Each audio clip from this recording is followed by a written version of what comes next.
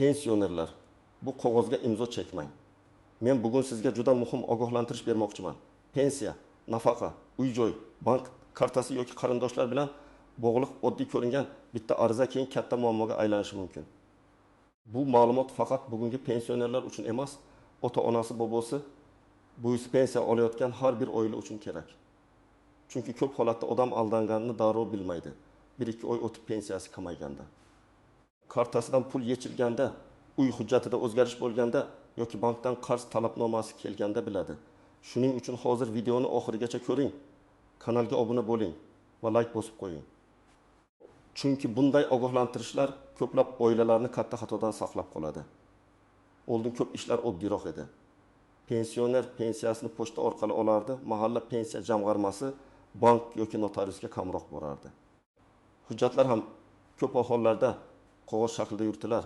Odam nimaga imzo qo'yayotganini kamida savol berib bilishga harakat qilardi. Hozir esa tizim ancha raqamlashdi. Pensiya kartaga tushadi. Arizalar elektron bazaga kiritiladi. Bank xizmatlari masofadan ulanadi. Notarial ishonchnomalar orqali boshqa odamlar ish ko'rishi mumkin. Bu qulay albatta, lekin aynan shu qulaylikdan ayrim nopoq odamlar foydalanmoqda. Men eng xavfli qog'ozlar turini alohida aytaman. Tushunmasdan imzo qo'yiladigan ariza, rozilik xati, ishonchnoma, kafillik shartnomasi, qarz shartnomasi, plastik karta yoki pensiya mablag'idan ushlab qolishga rozilik beruvchi hujjat. Ko'pincha bu qog'ozlar shunchaki rasmiyatchilik, tezroq ish bitishi uchun sizga zarar qilmaydi. Hamma imzo qo'yapti. Bu pensiyani oshirish uchun kerak degan gaplar bilan beriladi. Aynan mana shu gaplardan keyin ehtiyot bo'lish kerak. Chunki qo'lida imzo degani odam hujjat mazmunini tushundi va rozilik berdi degan ma'noni anglatadi. Keyin men o'qimagan edim. Menga boshqacha tushuntirishgan edi, deyish mumkin, lekin buni isbotlash juda qiyin bo'ladi. Bugun pensionerlarning asosiy xavfi faqat pensiyani noto'g'ri hisoblash emas. Xavf ko'proq pul oqimi, karta, kredit, qarindoshlar nomidan majburiyat olish, uy-joy hujjatlari va ijtimoiy to'lovlar bilan bog'liq. Masalan, pensionerning kartasiga har oy 1 million 200 ming so'm tushadi. Kimdir telefoningizga ilova o'rnatamiz. Kartangizni yangilaymiz, pulni tezroq tushirib beramiz deb kodlarni oladi yoki bank hujjatlariga imzo qo'ydiradi. Natijada karta boshqaruvi boshqa odam qo'liga o'tib qolishi mumkin yoki pensioner o'g'li, nevarasi. Qo'shnisi uchun faqat kafillik deb imzo qo'yadi. Qarzdor to'lamasa, bank yoki mikromoliya tashkiloti pensionerga murojaat qiladi. Chunki kafillik men shunchaki guvoh bo'ldim degani emas, kafillik qarzdor to'lamasa men to'layman degani. Yana bir o'zgarish, ayrim xizmatlar pensiya kartasidan avtomatik yechib olish asosida ulanadi. Masalan, qarz, bo'lib to'lash, kommunal to'lovga bog'langan xizmat, sug'urta, abonent to'lovi yoki boshqa moliyaviy majburiyatlar. Pensioner bir marta rozilik xatiga imzo qo'yadi. Keyin har oy pensiyadan ma'lum summa ushlanadi. 1000 ming so'm, 100 ming so'm mayda tuyulishi mumkin. Lekin pensiya 900 ming yoki 1 million 300 ming so'm bo'lsa, har oy 200 ming so'm ushlanishi dori-darmon, non-kommunal to'lovga ta'sir qiladi. Men amaliyotda shuni ko'p ko'rganman. Odam hujjatni chegirma beradi ekan. Sug'urta majburiy ekan. Kartani ochish uchun kerak ekan deb imzolagan, keyin o'zi istamagan, xizmatga pul to'lab yurgan. Birinchi navbatda yolg'iz yashaydigan pensionerlar ehtiyot bo'lishi kerak. Chunki ular ko'pincha hujjatni tekshirtiradigan yaqin odam topolmaydi. Ikkinchi guruh farzandlari boshqa shaharda yoki chet elda yashaydiganlar. Uchinchi guruh ko'zi yaxshi ko'rmaydigan, eshitishi sust, hujjatdagi mayda yozuvlarni o'qiy olmaydigan odamlar.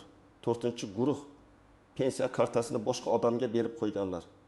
Beshinchi guruh uy-joyi bor, lekin huquqiy masalalarda tajribasi kam pensionerlar. Chunki uy yoki yer uchastkasi bor odamga nisbatan aldov xavfi ham ko'proq bo'ladi. Kimlar xavotir olmasligi mumkin? Agar siz hujjatni to'liq o'qib, mazmunini tushunsangiz, shartnomada nima yozilganini bilsangiz, nusxasini qo'lingizga olsangiz, kerak bo'lsa yurist yoki ishonchli farzandingizga ko'rsatsangiz, unda xavf ancha kamayadi. Ya'ni muammo imzoning o'zida emas, muammo tushunmasdan shoshilib bosim ostida imzo qo'yishda. Men doim shuni aytaman. Halol tashkilot sizga hujjatni o'qishga vaqt beradi. Aldamoqchi bo'lgan odam esa tez imzolang, navbat bor. Hozir imzolamasangiz kech bo'ladi. Bu gaplarni tushunishingiz shart emas deb shoshiradi. Tasavvur qiling. 18 yoshli ayol har oy 20 milyon 1 ming so'm pensiya oladi. Nevarasi telefon sotib olmoqchi bo'ladi. Lekin do'kon bo'lib to'lash uchun kafillik so'raydi. Buvisiga faqat telefon olishimga ruxsat, sizdan pul olmaydi deydi. Bu do'konga boradi, mayda yozuvlarni o'qimaydi, imzo qo'yadi. Nevara 2 oy to'laydi, keyin ishsiz qoladi. Qarzdorlik 3 million so'm bo'ladi. Do'kon yoki kredit tashkiloti kafildan talab qiladi. Natijada buning pensiyasiga nisbatan undiruv qo'llanishi yoki sud orqali talab qo'yilishi mumkin. Bu yerda bu men telefonni ishlatmadim desa ham, hujjatda kafillik bo'lsa, masala murakkablashadi. Iqtimbek yoshli erkakning pensiya kartasi o'g'lida turadi. O'g'li, "Ota, men sizga dorilar olib beraman, kartani men yuritaman" deydi. Bir kuni bankdan qo'shimcha xizmatlar, onlayn ilova, SMS xabar, hatto kichik kredit liniyasi ulanadi. Ota bu jarayonni bilmaydi. Kartadan har oy pul yechilib boradi. Ota pochta orqali olmayotgani uchun aniq qancha tushayotganini ham kuzatmaydi. 3-4 oy o'tib doriga pul yetmay qoladi. Bankka borganda esa ayrim roziliklar telefon orqali yoki hujjat orqali tasdiqlangani ma'lum bo'ladi. Shuning uchun men pensionerga doim aytaman, karta sizniki, PIN kod sizniki, SMS kod sizniki. Farzand ishonchli bo'lsa ham nazorat sizda qolishi kerak. Bir pensioner ayolga qo'shnisi sizning nomingizga yordam puli chiqargan bitta arizaga imzo qo'ying deydi. Arizada esa aslida menga tegishli to'lovlarni olish uchun falonchi shaxsga vakolat beraman degan mazmun bo'ladi. Bu ishonchnoma bo'lishi mumkin. Ishonchnoma yomon hujjat emas, lekin unda qaysi vakolat berilayotgani juda muhim. Agar pensiya va boshqa to'lovlarni olish, bank hisob raqamlarini boshqarish, mulkni sotish yoki rasmiylashtirish kabi keng vakolatlar yozilgan bo'lsa, pensioner o'z qo'li bilan boshqa odamga katta huquq berib qo'yadi. Keyin u odam harakat qilsa, qaytarish uchun sud, notarius, bank, ichki ishlar, prokuratura yo'li bilan yurishga to'g'ri keladi. Yosh odam uchun ham bu og'ir, keksalar uchun esa 2 karra og'ir. Bir oilada ona o'z uyida yashaydi. Farzandlari esa uyni sotib, boshqa joydan kattaroq uy olishni taklif qiladi. Onaga bu vaqtinchalik qog'oz uy sizniki bo'lib qoladi deyshadi. Notariusga olib borishadi. Ona hujjatni o'qimasdan imzo qo'yadi. Aslida bu oldi sotdi yoki hadya shartnomasi bo'lib chiqadi. Hadya degani uy bepul boshqa odamga o'tadi. Oldi sotdi degani mulk egasi o'zgaradi. Keyin ona farzandi bilan kelisha olmay qolsa, men o'zimni uydan chiqarib yuborishni bilmagan edim deydi. Afsuski, hujjatda rozi bo'lgani ko'rinadi. Shuning uchun uy-joy, yer, mashina, meros, hadya oldi sotdi. Urbot ta'minlash shartnomasi kabi hujjatlarga ayniqsa ehtiyot bo'lish kerak. Men aniq aytaman, mazmunini to'liq tushunmagan hech qanday qog'ozga imzo chekmang. Lekin ayniqsa quyidagi hujjatlar xavfli bo'lishi mumkin. Birinchisi, kafillik shartnomasi. Kafil bo'lish qarzni bo'yniga olish bilan deyarli teng xavf tug'diradi. Ikkinchisi, qarz shartnomasi.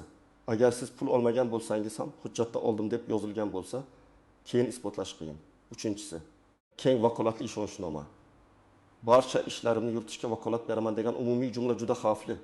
To'rtinchisi, bank hisob raqami va kartadan pul yechishga rozilik. Beshinchisi, pensiyadan yoki boshqa daromaddan ushlab qolishga rozilik.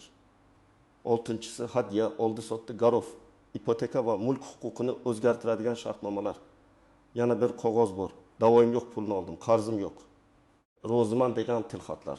Ba'zan odamga 500 ming so'm berib 5 million oldim deb yozdirishadi.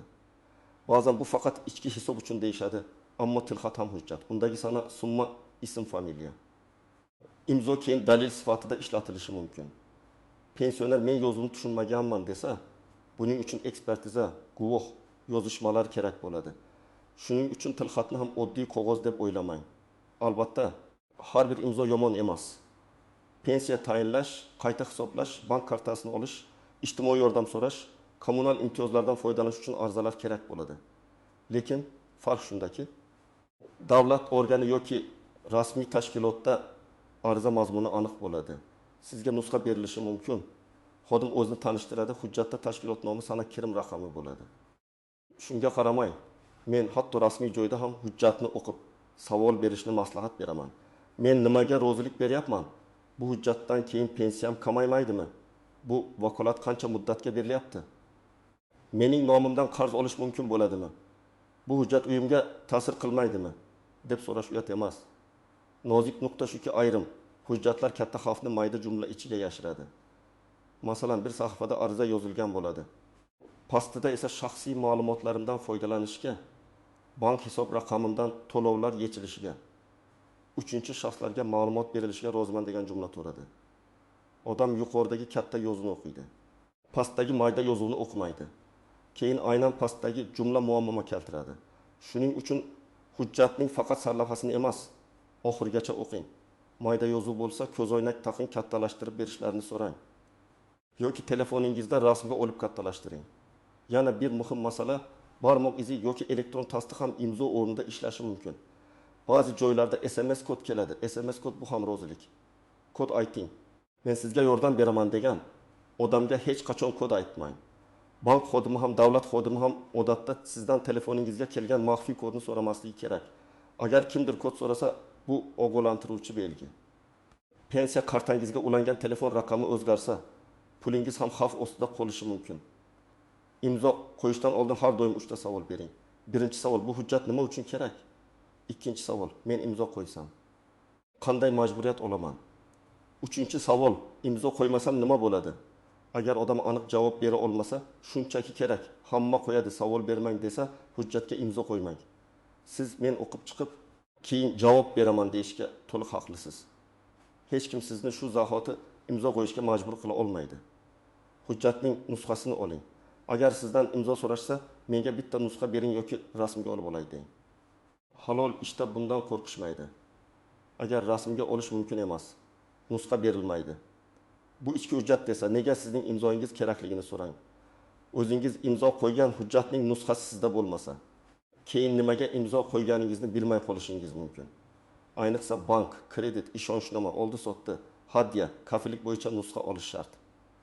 Yaqinlaringizga ko'rsating, lekin hamma yaqin ham huquqiy masalada xolis bo'lmasligi mumkin.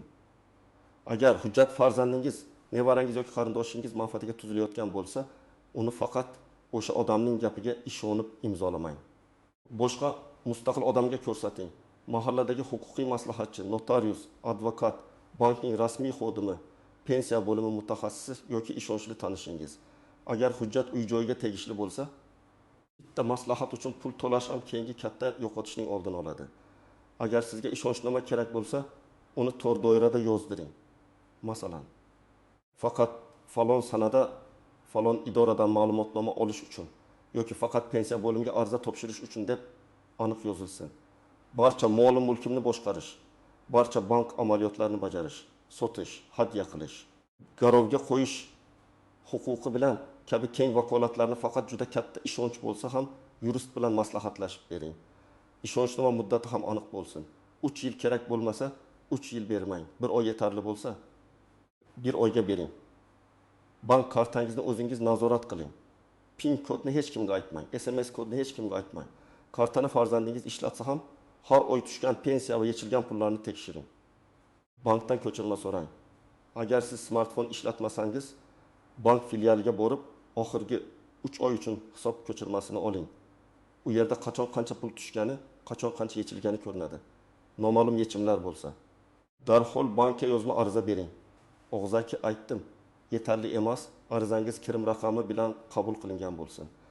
Agar allaqachon shubhali hujjatga imzo qo'ygan bo'lsangiz, vaqtni boy bermang. Birinchi qadam, hujjat nusxasini toping. Ikkinchi qadam, qaysi tashkilotda imzolagan bo'lsangiz, o'sha joyga yozma murojaat qiling. Uchinchi qadam, bank yoki pensiya kartangiz bo'yicha shubha bo'lsa, kartani vaqtincha bloklang va yangi karta ochishni so'rang. To'rtinchi qadam, ishonchnoma bergan bo'lsangiz, notarius orqali uni bekor qilish mumkinligini aniqlang. Beshinchi qadam, firibgarlik belgisi bo'lsa, ichki ishlar organlariga yoki prokuraturaga ariza bering. Oltinchi qadam, sudga murojaat qilish kerak bo'lsa, advokat bilan maslahatlashing. Eng muhimi, endi kech bo'ldi deb o'tirmang. Ba'zi hollarda tezkor harakat katta zararni to'xtatadi. Agar pensiyangiz kamaygan bo'lsa, avval bankdan ko'chirma oling, keyin pensiya jamg'armasi bo'limiga boring. U yerda mening pensiyamdan ushlab qolishlar yoki kamayish sabablari haqida yozma ma'lumot berishingizni so'rayman deb ariza yozing. Arizada pasport ma'lumotlari, telefon raqami, pensiya turi, qaysi oydan boshlab muammo bo'lgani yozilsin. Arizangizning ikkinchi nusxasiga qabul qilingan sana va raqam qo'ydiring. Javob yozma bo'lsa, keyingi qadamni aniq belgilash osonlashadi. Agar bank kartasidan noma'lum pul yechilgan bo'lsa, bankka men rozilik bermagan operatsiyalar bo'yicha tekshiruv o'tkazishingizni, shartnoma va roziliklar nusxasini taqdim etishingizni so'rayman deb yozing. Agar kimdir sizning nomingizdan kredit olgan bo'lishi mumkin deb o'ylasangiz, kredit tarixingizni tekshirtiring. Agar kafillik shartnomasi chiqsa, shartnoma nusxasini oling va undagi imzo sana, summa, tashkilot nomini tekshiring. Agar uy-joy bo'yicha shubha bo'lsa, kadastr ma'lumotini tekshirtiring. Mulk kimning nomida, qanday bitim bo'lgan, qachon ro'yxatdan o'tganini aniqlang. Notariusda bitim qilingan bo'lsa, notarial hujjat nusxasi kerak bo'ladi. Agar siz bosim ostida aldanib yoki tushunmasdan imzo qo'ygan bo'lsangiz, buni yozma ravishda bayon qiling. Guvohlar bo'lsa, ularning ism, familiyasini yozib qo'ying. Telefon yozishmalari, audio, video, bank ko'chirmalari kabi dalillarni saqlang. Pensiyangiz oshishi uchun imzo kerak degan gapga darrov ishonmang. Pensiya oshishi odatda rasmiy tartib bilan bo'ladi. Buning uchun qarz shartnomasi yoki kafillik kerak bo'lmaydi. Kartangiz blok bo'ladi, kodni ayting desa, ishonmang. Uyingizni vaqtincha mening nomimga o'tkazib turamiz desa, aslo shoshilmang. Mulk vaqtincha o'tkazilmaydi. Hujjatda egasi o'zgarsa, egasi o'zgargan bo'ladi. Bu qog'oz sudda kuchga ega emas deysa ham ishonmang. Oddiy tilxat ham dalil bo'lishi mumkin. Sizga zarar qilmaydi degan odamdan hujjatdagi